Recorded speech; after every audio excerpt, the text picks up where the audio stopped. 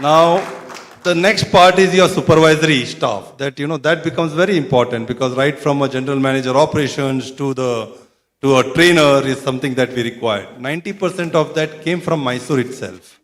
Only 10% we were dependent on people outside of Mysore whom we had to bring in. And then the entire infrastructure that we required, people to support that infrastructure, support that office, around 20 of those people were required. And we were able to hire between in the last 3.5 months. So that's a success story as far as Mysore is concerned in building it up. So clearly our approach of looking at the culture that was there from the perspective of students, supervisors to come in and join us was excellent. Now coming to the part of what do we think that can we get into the next levels? How do we go up ramping? What are the challenges and concerns that we have? I think there has been some of the discussions that have taken place with a lot of other panel members and Mr. Pai also alluded to that. That culturally, how can we change the perspective of the students or the freshers or the community at large, right? Of like somebody mentioned, laid back or things like that. But it's the fact. I think we all have to get together, find out how is it that we can make the change. Academia is one that can play a very, very big role in this. Today, what happens when I go to a college or a campus elsewhere, there are campuses which have designed their curriculum based on what the industries are doing. They work very, very closely with the industry. So not only the curriculum part of ensuring that we have better engineers who are available for various digital skill sets that we would be requiring for, but also ensuring an holistic education that is possible to be given to them. How do we, make them prepared as far as the culture part is concerned? How do they go about and do a lot of research and work with the industry to do this research? In many of the colleges, they ensure that during the final year, they work with the industries as a project. They take up projects and they work and they're available with the industry itself. What it really does, it creates that culture. And that culture will definitely help them to, make the change that people are looking out as far as Mysore is concerned. The last thing that I would also like to suggest is many of the technical requirement that we have today, for example, the data science or, full stack developers, many of these today, there are a lot of institutions which we have to go outside. So I go to an institute known as CDAC, which is in Hyderabad. I go to Kolkata to get data science professionals. But why can't these things be created here itself? I would be more than happy to look at a place like Mysore, which is very near to us, and try to, get talent from here. Thank you so much. Thank you, James. Elrigo Namaskara. My name is Gauri Shankar. I represent the firm JLL. We're based out of Bangalore currently. And one of the key reasons that I'm here, thank you all for the support and invited us over here. A lot of questions asked, talent, post-pandemic, all of that stuff. If I have to start one with only the talent, right? Today we have talent, but employable talent is what a lot of people are looking for, which means to say when people come from tier 2 cities or tier 3 cities, the whole aspiration of all the youngsters are basically to looking where they can make the next move, like US, Australia. That's what they're looking at. But on the contrary, right, it's I would say more of a assumption that that's the best place to be because that is where you get the best of the things. But on the reverse side, people who have been spending a lot of time outside India, who now wants to come back and settle down in Mysore. So during the post-pandemic, what had happened was a lot of people who are in the mid-segment management went back to their hometowns and they're working from hometowns. They want to spend time with their families, that is their aging parents, right? And a few of them even moved their kids back hometown because they could work from anywhere and this was something which was taken care. So they know the education quality is good. The lifestyle is much, much lesser. But key things on this talent coming back again is, for instance, if you're looking at any developed city, I would say anything that we look at, any MNC coming in, they look at the talent pool. The mix outside in the growing cities are much higher, which means to say today if you have to take example of Bangalore, 60% of the population is migrant population. That's the kind of opportunities which are there and people look forward for those opportunities. So if the opportunity is created, the talent is being told that there are much more opportunities here. The cost of living, safety, security, a lot of things come into play. And again, another aspect in talent. A lot of people during the pandemic who wanted to support their family, especially women or so, they've come back from the corporate lives taking care of their house requirements, right? So there are those kind of employees who are here. If there is an option to figure out the kind of talent pool that is over here, that gives a great opportunity for people who are coming here to Mysore to see what is the talent pool that is available. It could be yesterday we saw the women who were on the stage, right, dancing, though they are corporate people who are working on it. Few people have taken a step back for personal reasons, but those are the few talents which are available here as well. So if, as an overall portfolio, if you look at what is the talent which is available here in Mysore, any company coming in and asking for what is available, it's a ready reckoner for them to see what is it fits in. So another thing is any company who would want to look at a space, like let's say Mysore as a place, they would want to see what is the talent that is available. Not necessarily talent which is available and employable talent are two different things. So this is one on talent that I would say. And yep, I think that's it from my end. Yeah, thank you, Gauri. The panelists have made some very interesting observations. Gauri talked about, employable talent and its availability in Mysuru. How does, KDEM or other organizations supporting Mysuru as an tech hub make this data available universally, right? So that everybody knows, what is the kind of talent available, at what level, what skill sets, and so on and so forth. Mr. Pai made very pertinent points about his operations and what are the challenges he faces there. James, thank you for pointing out that Mysuru is preferable over Hyderabad for your clients and how you managed to swing them to Mysuru. Mr. Mishra, you made a very important point about markets and customers and how to reach out to them. And it may be pertinent for the KDEM and the government of Karnataka functionaries here to note that he's suggesting that you tap the diaspora and the Mysuru diaspora. That reminds me of our own journey in this. Micrographio is working with, and that's very interesting, All Tamil Entrepreneurs Association of the United States. Okay? All Tamil Entrepreneurs Association is a group, the name itself reveals what their objective is. What they are doing is all of them want to give back to their hometowns. They all come from small towns in Tamil Nadu and they want to give back to their hometowns. And through one such gentleman, Micrographia has set up a 100-seater for 3i Infotech in Tirunelveli. Tirunelveli is like tier 3, right? And, picking up from Mr. Mishra's suggestion, if we can get the Hubali, expats, the Mysuru expats, and other, Mangaluru expats of the United States, UK, Europe, Australia, wherever, to come together and suggest beyond Bangalore to them, it might be a very, very good initiative and it might yield good results. Okay, my question to Mr. Mishra.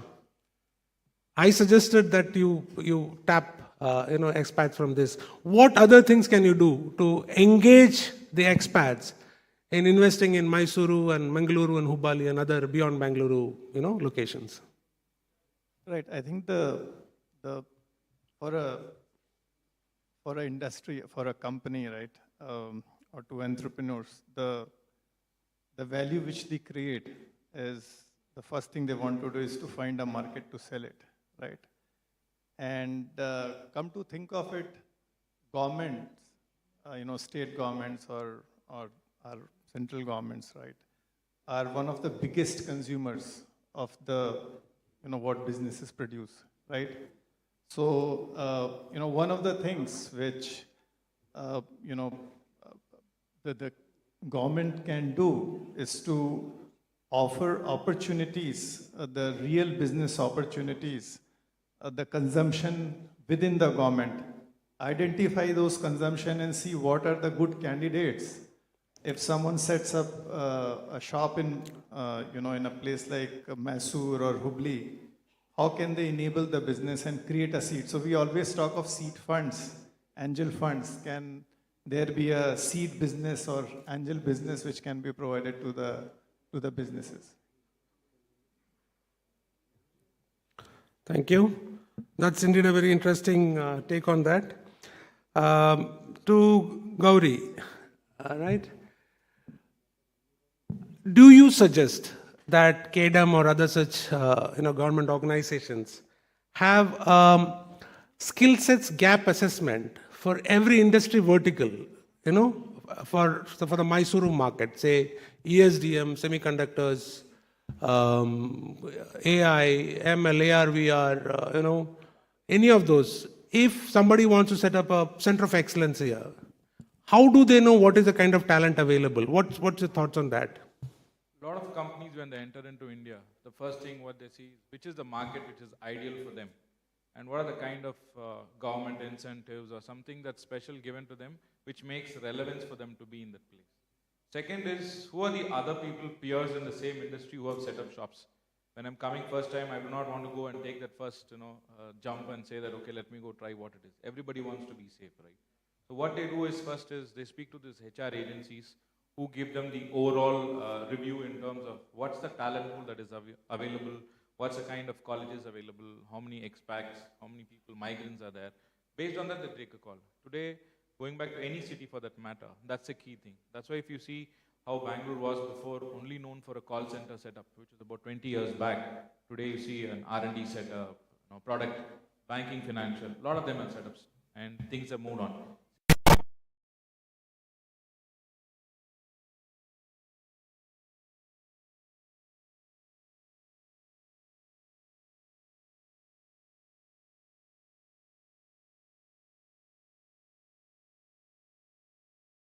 Also helps. So that's a key thing, because they can get technology, process, everything, but ultimately it's the talent which executes. On this part, again, is today we have so many youngsters, right? If you ask them how many jobs they've changed, it's different. Compared to a lot of people here, we say they've joined in one company and they've retired in the same company. Today, the talent, again, is about they want flexibility, they want their space. So how do you get the mindset changed in terms of the talent, again, is a key thing. Thank you, Gauri. In the light of low availability of time, I'll pose my last question, and this to both Mr. Pai and Mr. James. Both of you are running operations out of Mysore, right? What's your outlook, or what are you planning to do to get more of your customers and their businesses into Mysore, and to help Mysuru develop further? Thank you for that question, because that's what I stated at the beginning itself. Mysore, as I said, because since we have operations in Mangalore and Mysore, getting a good talent comparative to Mangalore and Mysore is better. Let me be frank on that. Second, the growth, whatever is happening in our company, we are kind of pointing it towards Mysore because of the kind of talent you have, the kind of environment at present we have. Of course, there are challenges. I'm not saying there are no challenges, but still, they are manageable challenges. So Mysore, as I said, from 300 to 1,000, maybe in the next 12 to 14 months, we can see that happening, and I'm sure and confident it will happen definitely in the next 12 to 16 months. Please give a good round of applause to Mr. Pai. They are ramping up by 700 in the next 1 year. Mr. James? So as I mentioned earlier that when we started ramping, and we never expected that we can do so fast as far as the Mysore ramp up is concerned, we consciously ensured that whatever increase that was taking place in Hyderabad was, and we went on going more and more here in Mysore. The way that we work with our partners, our clients, are that they are a global organization. We are today servicing them across the globe, and they are also looking at expanding as far as the business with us is concerned. So this is about the existing client. So clearly we are seeing that there are huge opportunities in the existing client, and we will be definitely putting more of our eggs into Mysore itself. But having said that, I would also would like to bring it to the notice that is infrastructure to the way that today me and this gentleman Pai's organization is also in the same place. Do we have more of such infrastructure available or not? Because very soon the question may come up to us that where will you go? You have a restriction of the seats. So do we have the type of infrastructure that is required? And I would like you all to go back and work on it, because my experience, I was a part of that team which did the due diligence. We only found this one suitable place and we went there and closed it. So that's definitely one part. The other part is any additional clients that we are looking at HGS today, we are bidding for Mysore. We are giving them the success story of Bangalore and trying to, of Mysore, and then trying to get them here. Very soon there's another process that will be starting, which would be of a UK customer. This one was a US that we are going on. It's a UK customer, and we were pretty confident that we will start ramping with around 15-20 people, moving up to a 70-80. Apart from that, we are very, very buoyant on various other processes also that we can bring in. But one of the things that I would like to let the team here know is that communication skills plays a very, very important role. And I saw a gentleman from UK who was here and trying to look at what we can do as partners. I would sincerely urge that if we can build up the English communication, which becomes very, very important. You open any application, you want to speak to any customers, you want to explain to them anything about technical or anything that is there, you need that. And there's a huge potential that is available as far as the market is concerned. Today, if I have to hire those profiles in Bangalore, I have to go anywhere at a CTC of more than 5, 6, 7 lakh rupees for an entry-level profile. Now, if these skills can be imbibed to our freshers or our graduates right in the college level itself, I know it may be difficult to grasp that, but we can at least make an attempt. There are many such tools that are available in the market, which a candidate himself can work, learn, and develop that within certain hours. It is I know of something which is available around 100 hours of spending your time into that tool. You can get from a level of, these are the competency level in English speaking language, from a B plus to a C plus or a C. So like that, you can increase your efficiency. I think that can bring more business to Mysore, because that becomes very, very critical. Thank you. James, Mr. Gupta has a question for you. Actually, I have a, first of all, thank you so much, Pai and James. You are the host now. You are the host. So, big clap for you becoming a Mysuru and promoting Mysuru globally to your clients. Thank you so much on behalf of KN and on behalf of the Government of Karnataka. My question Thank you. My question to you is to, Jay. I think you should give a commitment today. Yeah. Two commitments that I want is, in next 3 months, I want one GCC from JLL coming down here. In your global network, you have someone. अगर आप pocket भी झाड़ोगे ना, 2-3 GCC ऐसे नहीं पहुंच जाएंगे. So I was coming up to that as a request, like today he rightly mentioned. Today if they're going to ramp up, they don't have quality infrastructure to get people, right? That's the first one. Secondly, unless you have people who understand the business of construction and leasing to people, it becomes difficult to corporates to basically interact with them, which means to say, it's like whosoever owns a building, for him it's hard-earned money which is built. But when you're talking to corporates to ask them in terms of, it could be anything, terms, it's not same as market practice. That also becomes another challenge. Why I'm coming from is, we put up clients in Mangalore and other places. This is one of the key challenges there. So it was an ask saying that if there is there, in fact, we also have a developer, I've spoken to him, he's got a place here. He's saying, I'm willing to give that 5 lakh square feet ready, you just let me know. That's already there. So a couple of points here, JLL, before you, I need a commitment, I will not leave you like this. So one is, my commitment is here. If you have a demand, I'm definitely taking a commitment from their side, and I'll push them very hard, put up an infrastructure there quickly as early as possible. You tell what you want, and it will be done. That's number one. Second is Global Technology Center is also coming up in Mysuru with 200,000 square feet area, world-class infrastructure, adding to what it is. Gopalan is there, around 4,000 square feet area, building across SEZ premises, 1 lakh square feet getting ready. All these set up. You give me your commitment, you bring a GCC, and say that we will definitely bring it up. And if there's a problem comes with infrastructure, I'm going going to stand up with you and answer it to that. We'll get them to use. Don't worry. It's a concept. Yeah. Yeah. Yes, sir. Yeah. Get them. And just to add one more point, Micrografio is willing to work with Mr. Pai and Mr. James to fulfill all your requirements in Mysore. In fact, we have opened a new office in Vivi Mohalla. It's a small setup for now, but we are willing to expand for your requirements. So, ladies and gentlemen, please give a big round of applause to the panelists here for that scintillating discussion. Thank you so much. May I kindly request the moderator and speakers to please stay back on stage. May I kindly request Mr. Savrishan, Charter Member Thai Mysuru, to please give away memento to the esteemed panel on stage. Come on everybody, let's hear it for Mr. Savrishan, the Charter Member Thai Mysuru.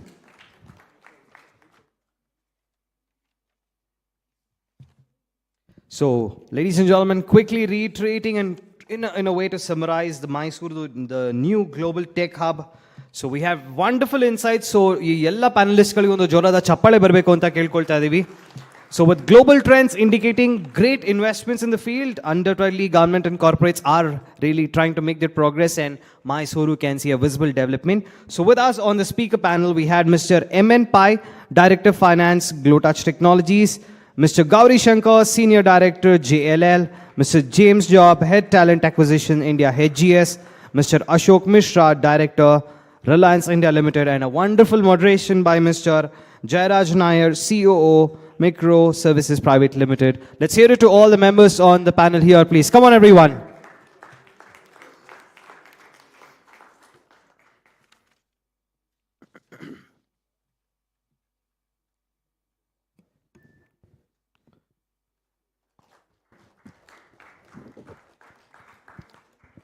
We request all the panelists on board to please stay back for a group picture quickly. One moment to left, please.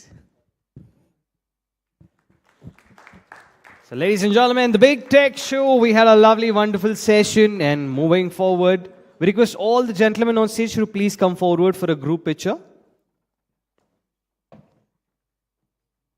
While the photo goes on, let me reiterate what's going to happen next, ladies and gentlemen. We have See Mysuru. We always have a beautiful visual, but this time it's all about semiconductors and Mysuru, the new ESDM brand. So enlightening on this topic, we have one another amazing panel discussion. Thank you to all the panel members on stage. So ladies and gentlemen, we are going to have this wonderful session moderated by Mr. K. Krishnamurthy, President and CEO IESA. Can we please have him on stage? ದಯವಿಟ್ಟು ಎಲ್ಲರನ್ನೂ ಕರೆಯೋ ಸಮಯದಲ್ಲಿ ಚಪ್ಪಾಳೆ ಮುಖಾಂತರ ಅವ್ರನ್ನ ಒಂದು ಸ್ಫೂರ್ತಿ ನೀಡೋಣ, please.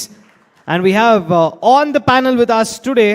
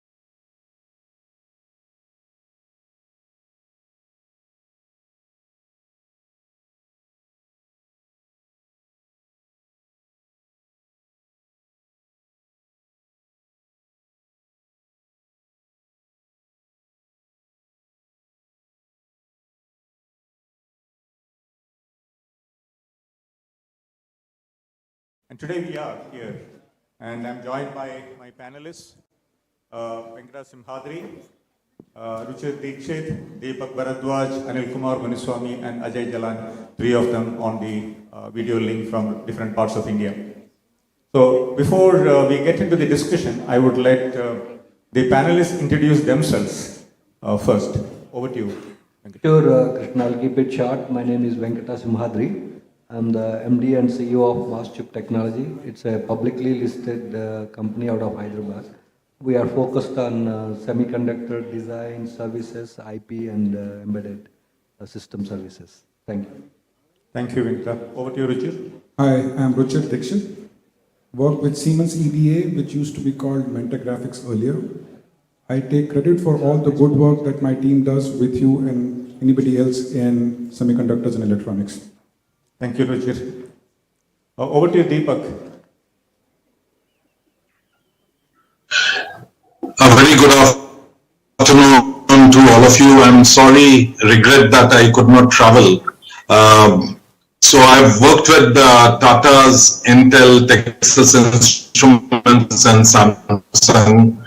Have gone on to work India's focus on LEDs, establishing the world's largest mobile plant and India's first display plant, which Samsung established a couple of years back.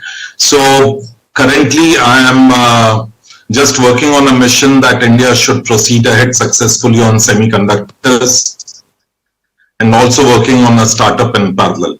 Thank you. Thank you, Deepak. And over to you, Ajay. Good afternoon, everybody. Same here. I want to come to Mysore in this event, but can't come due to my health reasons. So I'm very sorry for that. Myself, Ajay Jalan, co-founder of Next Orbit Venture Fund, who has seed funded ISMC Analog Fab Private Limited, and one of the contenders for setting up Fab